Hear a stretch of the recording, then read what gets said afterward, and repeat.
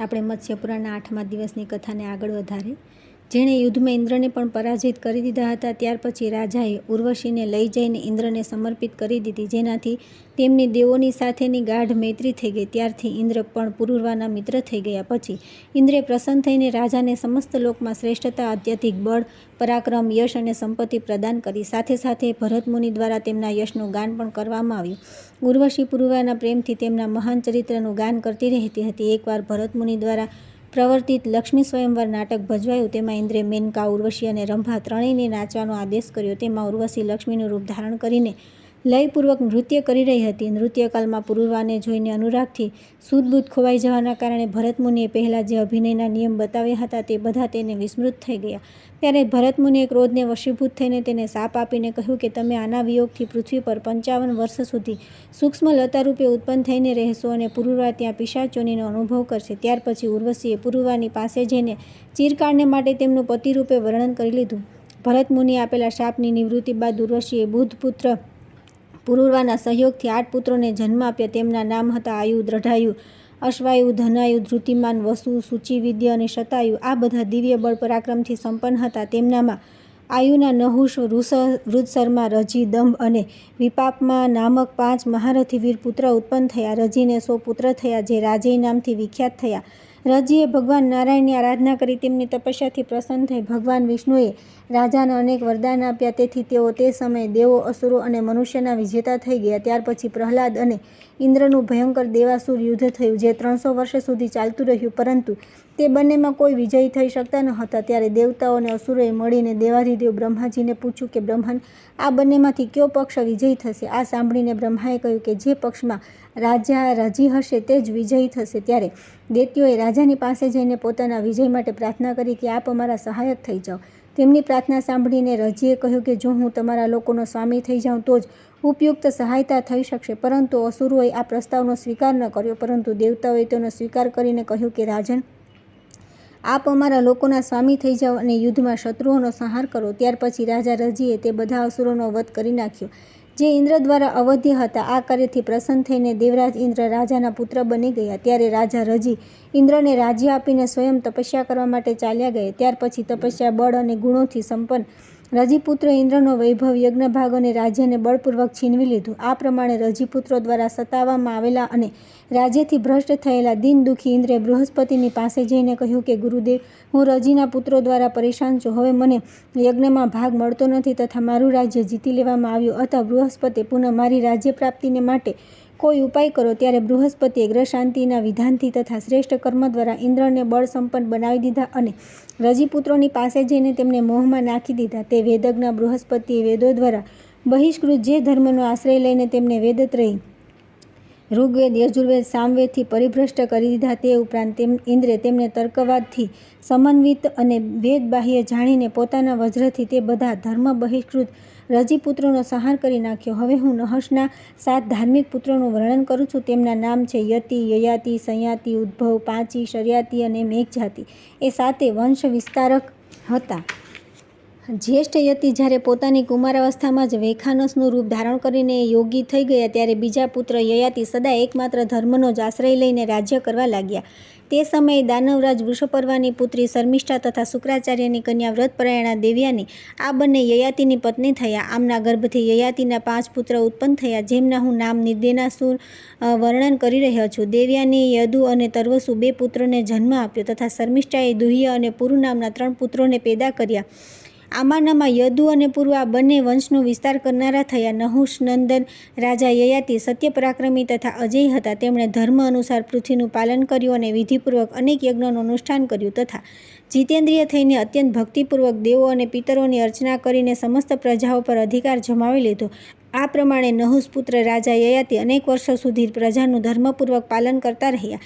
પછી તેઓ રૂપને વિકૃત કરી દેનારી વૃદ્ધાવસ્થાને પ્રાપ્ત થઈ ગયા. વૃદ્ધાવસ્થાને વશીભૂત થયેલા રાજા યયાતિએ પોતાના 5 પુત્રોને એવી વાત કહી, પુત્રો, જો કે યુવાવસ્થાની સાથે મારી કામનાઓ પણ ચાલી ગઈ છતાં હું ફરી યુવાન થઈને યુવતીઓ સાથે વિહાર કરવા ચાહું છું. આ વિષયમાં તમે લોકો મારી સહાયતા કરો. આ સાંભળીને દેવયાનીના જ્યેષ્ઠ પુત્ર યદુએ રાજાને કહ્યું કે પિતાજી, અમારે પોતાની યુવાવસ્થા દ્વારા તમારી શી સહાયતા કરવાની છે? ત્યારે યયાતિએ પુત્રોને કહ્યું કે તમે લોકો મારી વૃદ્ધાવસ્થા લઈ લો અને હું તમારી યુવાનીથી વિષયનો ઉપભોગ કરીશ. પુત્ર દીર્ઘકાળ વ્યાપી અનેકો યજ્ઞોના અનુષ્ઠાન તથા મહર્ષિ શુક્રાચાર્યના શાપથી મારા કામ અને અર્થ નષ્ટ થઈ ગયા છે. આ જ કારણે હું તેમનાથી સંતુષ્ટ ન થઈ શક્યો. તેથી તમારામાંથી કોઈ પોતાના શરીર દ્વારા બુઢાપાનો સ્વીકાર કરી લે અને હું તેના યુવાન શરીરની પ્રાપ્તિથી યુવાન થઈને વિષયનો ઉપભોગ કરું. પરંતુ જ્યારે યદુ સાથે 4 પુત્રોએ પોતાની વાતનો સ્વીકાર ન કર્યો ત્યારે રાજર્ષિ યયાતિએ તેમને શાપ આપી દીધો. આવું અમે સાંભળ્યું છે. ત્યાર પછી સૌથી નાના પુત્ર પુરુએ કહ્યું કે પિતાજી, આપ પોતાનો બુઢાપો મને આપી દો અને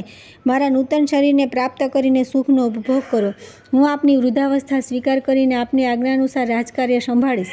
પુરુ નામ કહેવાથી રાજર્ષિ યયાતિએ પોતાના તપોબળથી તે મહાત્મા પુત્રના શરીરના પોતાના બુઢાપેને સ્થાપિત કરી દીધો અને તે સ્વયં તરુણ થઈ ગયા. ત્યાર પછી યયાતિ વૃદ્ધાવસ્થાથી યુક્ત થયેલા પુરુ રાજ્ય કાર્યનું સંચાલન કરવા લાગ્યા. આ પ્રમાણે 1000 વર્ષ વ્યતીત થયા પછી પણ યયાતિ કામોપભોગથી અતૃપ્ત જ રહ્યા. ત્યારે તેમણે પુત્ર પુરુને કહ્યું કે બેટા, એકમાત્ર તમારાથી જ હું પુત્રવાન છું અને તમે જ મારા વંશ વિસ્તારક પુત્ર છો. આજથી આ વંશ પુરુવંશના નામથી વિખ્યાત થશે. ત્યાર પછી યયાતિ પુરુને રાજ્ય પર અભિષિક્ત કરીને સ્વયં તેમનાથી ઉપરામ થઈ ગયા અને ઘણા સમય પછી મૃત્યુને પ્રાપ્ત થઈ ગયા. શ્રેષ્ઠ ઋષિએ, હવે હું જે ભરત વંશની વૃદ્ધિ કરનાર ભરત નામે પ્રસિદ્ધ નરેશ થયા છે તેનું વર્ણન કરીશ. તમે લોકો એકાગ્રતાપૂર્વક સાંભળો. ત્યાર પછી આવે છે અધ્યાય 25મો. કચ્છનું શિષ્ય ભાવે શુક્રાચાર્ય અને દેવયાનીની સેવામાં સંલગ્ન થવું અને અનેક કષ્ટ સહ્યા પછી મૃત સંજીવની વિદ્યા પ્રાપ્ત કરવી. ઋષિઓએ પૂછ્યું કે સૂતજી, સૌથી નાના પુત્ર હોવા છતાં પણ પુરુનો વંશ ભૂતલ પર શ્રેષ્ઠતાને કેમ પ્રાપ્ત થયો અને જ્યેષ્ઠ હોવા છતાં પણ યદુનો વંશ લક્ષ્મીહીન કેમ થઈ ગયો? આનું તથા યયાતિનું ચરિત્ર વિસ્તારથી વર્ણન કરો, કેમ કે આ બંને ચરિત્ર પુણ્યપ્રદ, આયુવર્ધક અને દેવતાઓ દ્વારા પણ અભિનંદનને પ્રાપ્ત છે. સૂતજીએ કહ્યું કે ઋષિઓ, પૂર્વકાળમાં સતાનિકે મહર્ષિ શૌનકને યયાતિના આ જ પુણ્યપ્રદ, પરમ પવિત્ર, આયુવર્ધક અને મહત્વશાળી ચરિત્રના વિષયમાં પૂછ્યું હતું. સતાનિકે પૂછ્યું કે તપોધન, અમારા પૂર્વજ મહારાજ યયાતિએ જે પ્રજાપતિથી 10મી પેઢીમાં ઉત્પન્ન થયા હતા, શુક્રાચાર્યની અત્યંત દુર્લભ પુત્રી દેવયાનીને પત્ની રૂપે કઈ રીતે પ્રાપ્ત કરી? હું આ વૃત્તાંતને વિસ્તારથી સાંભળવા ઈચ્છું છું. આપ મને પુરુના બધા વંશ પ્રવર્તક રાજાઓનું ક્રમશઃ અલગ અલગ વર્ણન કરો. શૌનકજીએ કહ્યું કે રાજર્ષિ યયાતિ ઇન્દ્ર જેવા તેજસ્વી હતા. પૂર્વકાળમાં શુક્રાચાર્ય અને વૃષપર્વાએ યયાતિનું પોતપોતાની કન્યાના રૂપે પતિ રૂપે જ વર્ણન કર્યું. તે બધો પ્રસંગ તમારા પૂછવાથી હું તમને કહીશ. સાથે સાથે એ પણ બતાવીશ કે નહુસનંદન યયાતિ તથા દેવયાનીનો સંયોગ કઈ રીતે થયો. એકવાર ચરાચર પ્રાણીઓ સહિત સમસ્ત ત્રિલોકીના ઐશ્વર્ય માટે દેવતાઓ અને અસુરોમાં બહુ ભારે સંઘર્ષ થયો. તેમાં વિજયની ઈચ્છાથી દેવતાઓએ યજ્ઞ કાર્યને માટે અંગિરા મુનિના પુત્ર બૃહસ્પતિને પુરોહિત બનાવ્યા અને દૈત્યોએ શુક્રાચાર્યને પુરોહિત બનાવ્યા. તે બંને બ્રાહ્મણો પરસ્પર બહુ શત્રુતા રાખતા હતા. દેવતા તે યુદ્ધમાં આવેલા તે દાનવોને મારી નાખતા હતા. તેમને શુક્રાચાર્ય પોતાની સંજીવની વિદ્યાથી પુનઃ જીવિત કરી દેતા હતા અને તેઓ ઉઠીને ફરી દેવતાઓ સામે યુદ્ધ કરતા હતા. પરંતુ અસુરો યુદ્ધમાં જે દેવતાઓ મરતા અને બૃહસ્પતિ જીવિત કરી શકતા ન હતા, કેમ કે શક્તિશાળી શુક્રાચાર્ય જે સંજીવની વિદ્યા જાણતા હતા તેનું જ્ઞાન બૃહસ્પતિને નહોતું. આથી દેવતાઓને ભારે દુઃખ થયું. દેવતાઓ શુક્રાચાર્યના ભયથી વ્યથિત થઈ ગયા. ત્યારે તેઓ બૃહસ્પતિના જ્યેષ્ઠ પુત્ર કચ્છ પાસે જઈને કહેવા લાગ્યા કે બ્રહ્મન, અમે તમારા શરણમાં છીએ. તમે અમને અપનાવીને અમારી સહાયતા કરો. અમિત તેજસ્વી બ્રાહ્મણ શુક્રાચાર્યની પાસે જે મૃત સંજીવની વિદ્યા છે તે તમે તુરંત શીખી લો. આથી તમે અમારી સાથે યજ્ઞમાં ભાગ પ્રાપ્ત કરી શકશો. રાજા વૃષપર્વાની સાથે પાસે તમને વિપ્રવર શુક્રાચાર્યના દર્શન થશે. ત્યાં રહીને તેઓ દાનવોની રક્ષા કરે છે, પરંતુ જે દાનવ નથી તેમની રક્ષા કરતા નથી. તેમની આરાધના કરવા માટે તમારા સિવાય બીજું કોઈ સમર્થ નથી. તે મહાત્માની પ્રિય પુત્રીનું નામ દેવયાની છે. તેને પોતાની સેવાઓ દ્વારા તમે જ પ્રસન્ન કરી શકો છો. બીજો કોઈ આમાં સમર્થ નથી. પોતાનો શીલ, સ્વભાવ, ઉદારતા, મધુર વ્યવહાર, સદાચાર તથા ઇન્દ્ર સંયમ દ્વારા દેવયાનીને સંતુષ્ટ કરી લીધા પછી તમે અવશ્ય તે વિદ્યા પ્રાપ્ત કરી લેશો. ત્યાં બહુ સારું કહીને બૃહસ્પતિ પુત્ર કચ્છ દેવતાઓ દ્વારા સન્માનિત થઈ ત્યાંથી વૃષપર્વા પાસે ગયો. રાજન દેવતાઓ દ્વારા મોકલવામાં આવેલો કચ્છ તુરત દાનવરાજ વૃષપર્વાના નગરમાં જઈને શુક્રાચાર્યને મળ્યો અને તેમને પ્રણામ કરીને આ પ્રમાણે કહ્યું કે ભગવાન, હું અંગિરા ઋષિનો પૌત્ર તથા બૃહસ્પતિનો પુત્ર છું. મારું નામ કચ્છ છે. આપ મને પોતાના શિષ્ય રૂપે ગ્રહણ કરો. બ્રહ્મન, આપ મારા ગુરુ છો. હું આપની પાસે રહીને 1000 વર્ષ સુધી બ્રહ્મચર્યનું પાલન કરીશ. આના માટે આપ મને અનુમતિ આપો. શુક્રાચાર્યે કહ્યું કે કચ્છ, તમારું સ્વાગત છે. હું તમારી પ્રાર્થના સ્વીકાર કરું છું. તમે મારા માટે આદરપાત્ર છો, તેથી હું તમારું સન્માન અને સત્કાર કરીશ. તમારા આદર સત્કારથી મારા દ્વારા બૃહસ્પતિનો આદર સત્કાર થશે. શૌનકજી શૌનકજી કહે છે કે ત્યારે કચ્છે બહુ સારું કહીને મહાતેજસ્વી કવિપુત્ર શુક્રાચાર્યના આદેશ પ્રમાણે સ્વયં બ્રહ્મચર્ય વ્રત ગ્રહણ કર્યું. રાજન નિયત સમય સુધીના વ્રતની દીક્ષા લેવાવાળા કચ્છને શુક્રાચાર્ય સારી રીતે અપનાવી લીધો. કચ્છ આચાર્ય શુક્ર અને તેમની પુત્રી દેવ્યાની બંનેની નિત્ય આરાધના કરવા લાગ્યો. તે નવયુવાન હતો અને યુવાનીમાં પ્રિય લાગનાર કાર્ય ગાયન અને નૃત્ય કરીને વિવિધ પ્રકારના વાદ્ય વગાડીને દેવ્યાનીને સંતુષ્ટ રાખતો હતો. આચાર્ય પુત્રી દેવ્યાની પણ યુવાવસ્થામાં પદાર્પણ કરી ચૂકી હતી. કચ્છ તેના માટે ફૂલ અને ફળ લઈને આવતો હતો તથા તેની આજ્ઞા અનુસાર કાર્ય કરતો હતો. આ પ્રમાણે તેની સેવામાં સંલગ્ન રહીને તે સદા તેને પ્રસન્ન રાખતો હતો. દેવ્યાની પણ નિયમપૂર્વક બ્રહ્મચર્ય ધારણ કરનારા કચ્છની પાસે જ રહીને ગાતી અને આમોદ પ્રમાદ કરીને એકાંતમાં તેની સેવા કરતી હતી. આ પ્રમાણે ત્યાં રહીને બ્રહ્મચર્ય વ્રતનું પાલન કરતા રહીને કચ્છના 500 વર્ષ વ્યતીત થઈ ગયા. ત્યારે દાનવોને આ વાતની જાણ થઈ. ત્યાર પછી કચ્છને વનના એકાંત પ્રદેશમાં એકલો ગાયો ચરાવતો જોઈને બૃહસ્પતિના દ્વેષથી અને સંજીવની વિદ્યાની રક્ષા માટે ક્રોધિત થયેલા દાનવોએ કચ્છને મારી નાખ્યો. તેમણે તેને મારી નાખ્યા પછી તેના શરીરના ટુકડા ટુકડા કરીને કૂતરા અને શિયાળોને નાખી દીધા. તે દિવસે ગાયો રક્ષક વિના જ પોતાના સ્થાન પર આવી. ત્યારે દેવ્યાનીએ જોયું કે ગાયો તો આવી પરંતુ કચ્છ ન આવ્યા. ત્યારે તેણે પિતાને આ પ્રમાણે કહ્યું કે પ્રભુ, આપે અગ્નિહોત્ર પણ કરી લીધું અને સૂર્ય પણ અસ્તાચલમાં ચાલ્યા ગયા. ગાયો પણ આજે રક્ષક વિના જ આવી છે. तात તો પણ ક્યાંય કચ્છ દેખાતા નથી. પિતાજી અવશ્ય કચ્છ મરાઈ ગયા છે અથવા પકડી લેવામાં આવ્યા છે. હું આપને સાચું કહું છું, હું તેના વિના જીવિત રહી શકીશ નહીં. શુક્રાચાર્યએ કહ્યું કે બેટી, ચિંતા ન કરો, હું મરી ગયેલા કચ્છને હમણાં જ આવો આમ બોલાવીને જીવતો કરી દઉં છું. આમ કહીને તેમણે સંજીવની વિદ્યાનો પ્રયોગ કર્યો અને કચ્છને બોલાવ્યો. પછી તો ગુરુના બોલવાથી સરસ્વતી નંદન કચ્છ દૂરથી દોડ્યો અને શુક્રાચાર્યની પાસે આવીને તેમને પ્રણામ કરીને બોલ્યો કે ગુરુ, રાક્ષસોએ મને મારી નાખ્યો તો પુનઃ દેવ્યાનીએ સ્વેચ્છાનુસાર વનમાંથી પુષ્પ લાવવા માટે કચ્છને આજ્ઞા કરી.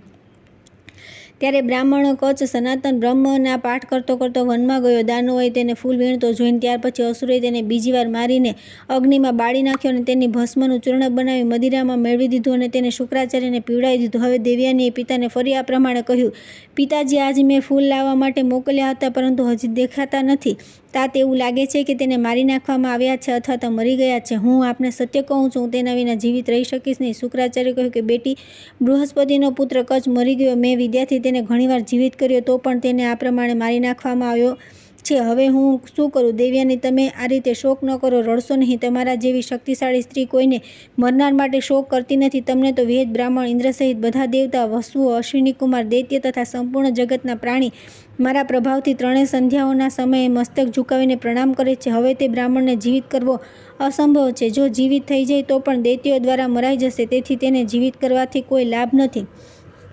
દેવ્યાની બોલી કે પિતાજી, અત્યંત વૃદ્ધ મહર્ષિ અંગિરા જેના પિતામહ છે, તપસ્યાના ભંડાર બૃહસ્પતિ જેના પિતા છે, જે ઋષિઓનો જ પુત્ર અને ઋષિઓનો જ પૌત્ર છે, તે બ્રહ્મચારી કચ્છના માટે હું કઈ રીતે શોક ન કરું, કેમ ન રડું? तात તે બ્રહ્મચર્ય પાલનમાં રત હતો. તપસ્યા તેનું ધન હતું. તે સદૈવ સજાગ રહેનારો અને કાર્ય કરવામાં કુશળ હતો. તેથી કચ્છ મને બહુ પ્રિય હતા. તે સદા મારા મનને અનુરૂપ ચાલતા હતા. હવે હું ભોજનનો ત્યાગ કરી દઈશ અને કચ્છ જે માર્ગ પર ગયા છે ત્યાં હું પણ ચાલી જઈશ.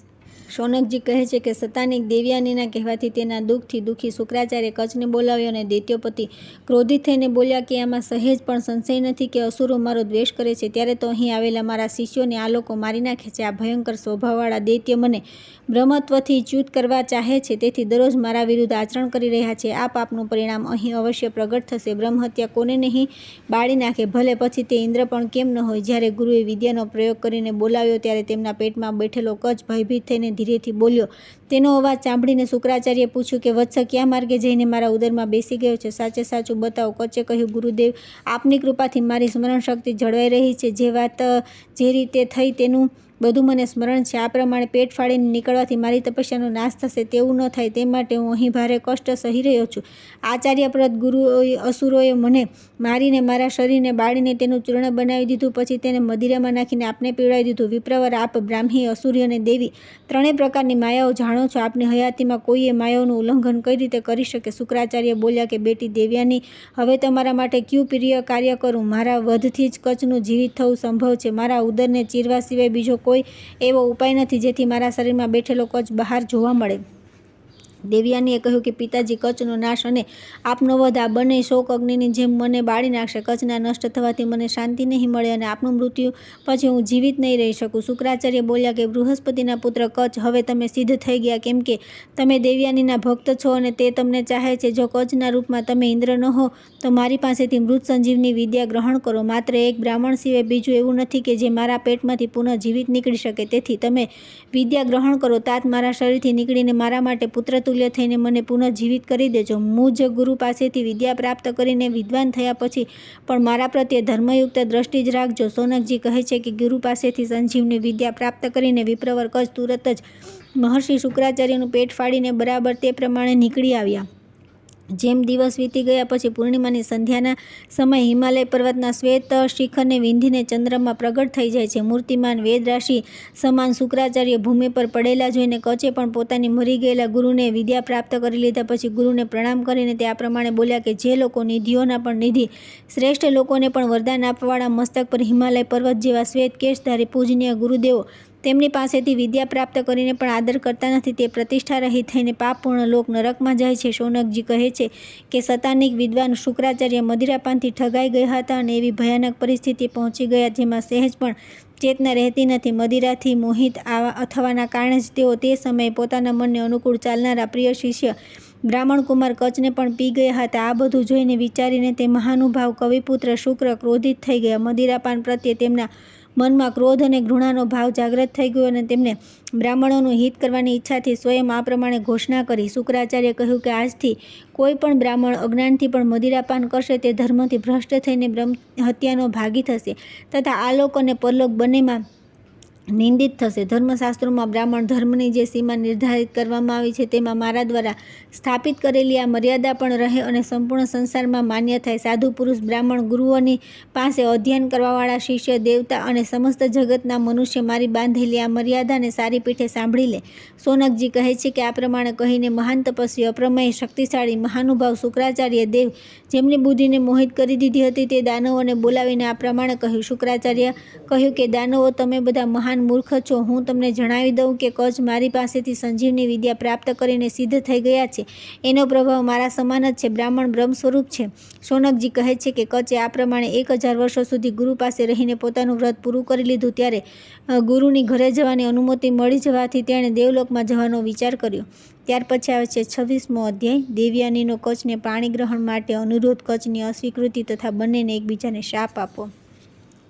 શૌનકજી કહે છે કે જ્યારે કચ્છનું વ્રત સમાપ્ત થઈ ગયું અને ગુરુ શુક્રાચાર્ય તેને જવાની આજ્ઞા આપી દીધી ત્યારે તે દેવલોક જવા તૈયાર થયા. તે સમયે દેવયાનીએ તેને આ પ્રમાણે કહ્યું. દેવયાની બોલી, મહર્ષિ અંગિરીના પૌત્ર, તમે સદાચાર, ઉત્તમ કુળ, વિદ્યા, તપસ્યા તથા ઇન્દ્ર સંયમના કારણે અત્યંત શોભાયમાન લાગો છો. મહાયશસ્વી મહર્ષિ અંગિરા જે પ્રમાણે મારા પિતાજીના માટે માનનીય છે તે જ પ્રમાણે તમારા પિતા બૃહસ્પતિજી પણ મારા માટે આદરણીય તથા પૂજ્ય છે. તપોધન, આવું જાણીને હું જે કહું છું તેનો પર વિચાર કરો. તમે જ્યારે વ્રત અને નિયમોના પાલનમાં હતા તે દિવસોમાં મેં તમારી સાથે જે વર્તાવ કર્યો છે તેને તમે ભૂલ્યા નહીં હો. હવે તમે વ્રત સમાપ્તિ કરીને પોતાની અભિષ્ટ વિદ્યા પ્રાપ્ત કરી ચૂક્યા છો. હું તમને પ્રેમ કરું છું, તમે મારો સ્વીકાર કરો. અત વૈદિક મંત્રોના ઉચ્ચારણપૂર્વક વિધિવત મારો પાણી ગ્રહણ કરો.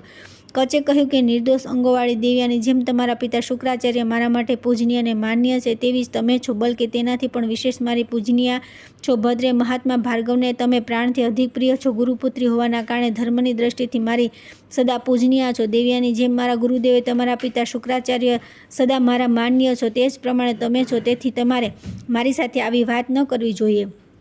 દેવયાની બોલી કે દ્વિજોત્તમ, તમે મારા ગુરુના પુત્ર છો, મારા પિતાના નહીં, તેથી મારા ભાઈ નથી, પરંતુ મારા પૂજનીય અને માનનીય છો. કચ્છ જ્યારે અસુર તમને વારંવાર મારી નાખતા હતા ત્યારથી લઈને આજ સુધી તમારા પ્રત્યે મારો જે પ્રેમ રહ્યો છે તેનું તમે સ્મરણ કરો. તમને મારો સૌહાર્દ અને અનુરાગ તથા મારી ઉત્તમ ભક્તિનો પરિચય મળી ચૂક્યો છે. તમે ધર્મના જ્ઞાતા પણ છો. હું તમારા પ્રત્યે ભક્તિ રાખનારી નિરપરાધ અબલા છું. તમે તમારો મારો ત્યાગ કરવો ઉચિત નથી. કચ્છે કહ્યું કે ઉત્તમ વ્રતનું આચરણ કરનારી સુંદરી, તમે મને એવા કાર્યમાં પ્રવૃત્ત કરી રહી છો જે કદાપી ઉચિત નથી. શુભે તમે મારા પર પ્રસન્ન થઈ જાઓ. તમે મારા માટે ગુરુથી પણ વધીને શ્રેષ્ઠ છો. વિશાળ નેત્ર તથા ચંદ્રમા સમાન મુખવાળી ભામિની શુક્રાચાર્યના ઉદરમાં તમે રહી ચૂકી છો, તેમાં જ હું પણ રહ્યો છું. તેથી ભદ્રે, ધર્મની દ્રષ્ટિથી તમે મારી બહેન છો. તેથી શુભાનને મારી સાથે આવી વાત ન કરો. કલ્યાણી, હું તમારે ત્યાં બહુ સુખપૂર્વક રહ્યો છું. તમારા પ્રતિ મારા મનમાં સ્નેહ પણ રોષ નથી. હવે હું જાઉં છું, તેથી તમારી આજ્ઞા ચાહું છું. આશીર્વાદ આપો કે માર્ગમાં મારું મંગળ થાય. ધર્મની અનુકૂળતા રાખીને વાતચીતના પ્રસંગમાં ક્યારેક મારું પણ સ્મરણ કરી લેજો અને સદા સાવધાન અને સજગ રહીને મારા ગુરુદેવ પોતાના પિતા શુક્રાચાર્યની સેવામાં લાગી રહેજો. દેવયાની બોલી કે કચ્છ દૈત્યો દ્વારા વારંવાર તમને મારી નાખવા છતાં મેં પતિ બુદ્ધિથી જ તમારી રક્ષા કરી છે, અર્થાત પિતા દ્વારા જીવનદાન અપાવ્યું છે. તેથી મેં ધર્માનુકાળ કામને માટે તમને પ્રાર્થના કરી છે. જો તમે મને ઠોકરાવી દેશો તો આ સંજીવની વિદ્યા તમારા કોઈ કામમાં આવશે નહીં. કચ્છે કહ્યું કે દેવ્યાની ગુરુપુત્રી સમજીને જ મેં તમારા અનુરોધને ટાળી દીધું છે. તમારામાં કોઈ દોષના કારણે નહીં. ગુરુજી પણ આને જાણે માને છે. સ્વેચ્છાથી મને શાપ પણ આપી દો. બહેન, હું આર્ષ ધર્મની વાત કરી રહ્યો છું. આવી દશામાં તમારા દ્વારા શાપ મળવાને પાત્ર નથી. તમે મને ધર્મ અનુસાર નહીં, કામને વશીભૂત થઈને શાપ આપ્યો છે. તેથી તમારા મનમાં જે કામના છે તે પૂરી નહીં થાય. કોઈ પણ ઋષિપુત્ર કદી તમારું પાણી ગ્રહણ નહીં કરે. તમે જે મને એવું કહ્યું કે તમારી વિદ્યા સફળ ન થાય તો ઠીક છે, પરંતુ હું જેને આ ભણાવી દઈશ તેની વિદ્યા તો સફળ થશે. શૌનકજી કહે છે કે નૃપશ્રેષ્ઠ, અતાનિક, દ્વિજશ્રેષ્ઠ કચ્છ દેવ્યાનીને આમ કહીને તત્કાળ બહુ ઉતાવળ સાથે ઇન્દ્રલોકમાં ચાલ્યા ગયા. તેને આવેલો જોઈને ઇન્દ્રાદિ દેવતા બૃહસ્પતિની સેવામાં ઉપસ્થિત થઈને તેમની સાથે પ્રસન્નતાથી કચ્છને આ પ્રમાણે બોલ્યા. દેવતા બોલ્યા કે કચ્છ, તમે અમારા હિતના માટે આ બહુ અદ્ભુત કાર્ય કર્યું છે, તેથી તમારા યશનો કદી લોપ નહીં થાય અને તમે યજ્ઞભાવ પ્રાપ્ત કરવાના અધિકારી થશો. ત્યાર પછી આવે છે અધ્યાય 27મો. દેવયાની અને શર્મિષ્ઠાનો વિવાદ. શર્મિષ્ઠા દ્વારા કૂવામાં નાખી દીધેલી દેવયાનીની યયાતિએ કાઢ્યું અને દેવયાનીનો શુક્રાચાર્ય સાથે વાર્તાલાપ.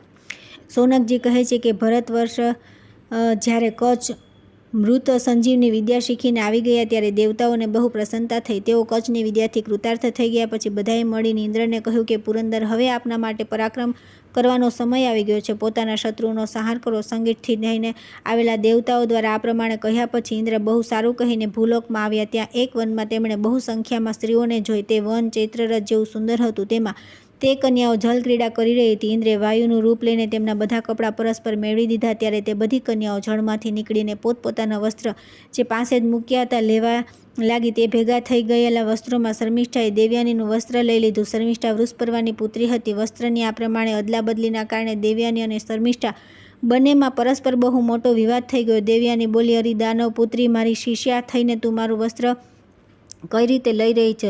તું સજ્જનોના ઉત્તમ આચારથી શૂન્ય છો, તેથી તારું શુભ નહીં થાય. શર્મિષ્ઠાએ કહ્યું કે અરી મારા પિતા બેઠા હોય યા સૂઈ રહ્યા હોય તે સમયે તારો પિતા વિનયશીલ સેવકની જેમ નીચે ઊભો રહીને વારંવાર બંદીજનોની જેમ તેમની સ્તુતિ કરે છે. તું ભિખારીની બેટી છે, તારો બાપ સ્તુતિ કરે છે અને દાન લે છે. હું તેમની બેટી છું, જેમની સ્તુતિ કરવામાં આવે છે, જે બીજાને દાન આપે છે અને સ્વયં કોઈની પાસે કંઈ દાન લેતા નથી.